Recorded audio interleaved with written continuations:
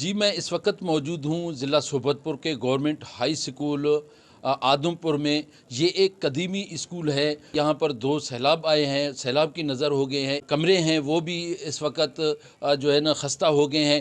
آئیے اسکول کے head master اور بچوں سے جانتے ہیں کہ وہ اسکول کے خستہ حالی کے بارے میں کیا کہیں گے۔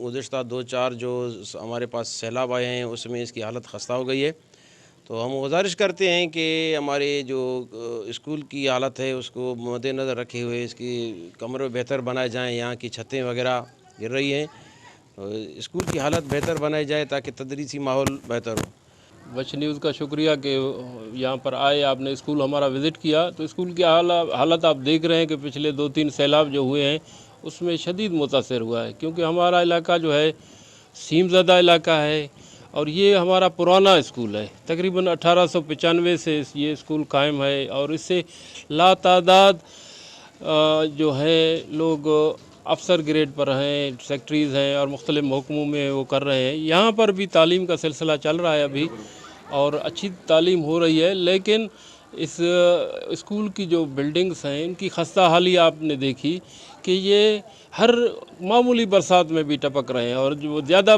بارشیں ہو رہی ہیں تو ہم دیکھ رہے ہیں کہ کلاس روم کے گرنے کا خطرہ ہے۔ آپ نے دیکھے کہ ان کے ٹیئر تمام زنگ آلود ہیں اور وہ ایک ویرانے کا منظر پیش کر رہے ہیں۔ میں محکمہ تعلیم کے افسران سے اور M P A Mir Salim Khan سے گزارش کروں گا کہ ہمارے اسکول کی اس کے لیے ریپیئر کے مد میں یا نئی کلاس روم کے حوالے سے ہماری مدد کریں تاکہ ہمارا اسکول کا ماحول اچھا ہو، تعلیم و تربیت اچھی ہو، بچوں کو سہولیات ہوں۔ اب تو ہمیں ڈر ہوتا ہے کہ خدا نخواستہ ہمارے کمرے کی بلڈنگ گر نہ جائے بچوں کے اوپر یا اساتذہ کے اوپر۔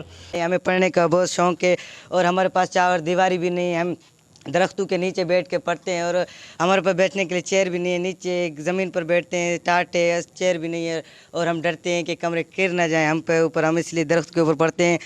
گورنمنٹ ہائی اسکول آدمپور کے اساتذہ اور بچوں نے وزیر اعلیٰ Balochistan, secretary education M P A Mir Saleem Ahmed Khan Khosa سے مطالبہ کیا ہے کہ وہ اسکول کی حالت پر رحم کھا کر اس کو مرمت کے لیے فوری اقدامات کرے تاکہ وہ پڑھ لکھ کر اپنا اور اپنے علاقے کا نام روشن کر سکیں۔ کیمرہ ٹیم کے ہمراہ سردار بنگل زئی، وش نیوز صحبت پور۔